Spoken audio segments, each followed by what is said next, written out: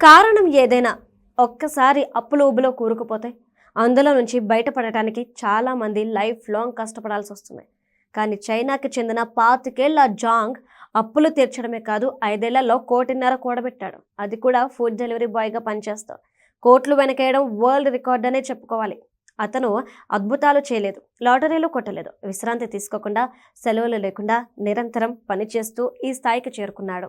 ఇతను 2020లో ప్రారంభించిన రెస్టారెంట్ నడవలేదు. వ్యాపారంలో నష్టాలు రావడంతో 6 లక్షల అప్పు నెత్తిన పడింది. అప్పులు తీర్చి మళ్ళీ వ్యాపారం ప్రారంభించడానికి షాంఘై నగరానికి మకాం మార్చాడు.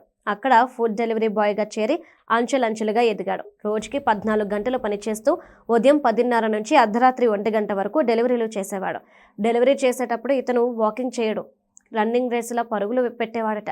ఇక అందుకే తోటి డెలివరీ బాయ్స్ ఇతన్ని ఆర్డర్ కింగ్ అని పిలుస్తారు. 5 ఏళ్లలో ఇతను తన ఎలక్ట్రిక్ బైక్ మీద 3,24,000 కిలోమీటర్లు తిరిగాడు. 1,00,000కు పైగా ఫుడ్ ఆర్డర్లు డెలివరీ చేశాడు.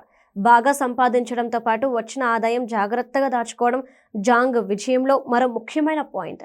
లగ్జరీలు, జల్సాలు, దొరలవాట్లు జోలికి పోకుండా సాదాసీదా జీవితం గడిపాడు. అందుకే 5 ఏళ్లలోనే అప్పులన్నీ తీర్చేసి $1,60,000 అంటే మన కరెన్సీలో 1,55,00,000 వెనకేసుకున్నాడు. ఈ సొమ్ముతో షాంఘైలో 2 రెస్టారెంట్లు ప్రారంభిస్తాడట. కష్టపడితే ఏ రంగంలో పనిచేసినా విజయం సాధించవచ్చని రియల్ లైఫ్లో రియాలిటీ షోని మించిన సక్సెస్ స్టోరీని చూపించాడు జాంగ్. ఇతని ప్రయాణం ఎంతో మందికి స్ఫూర్తిదాయకంగా నిలుస్తోంది.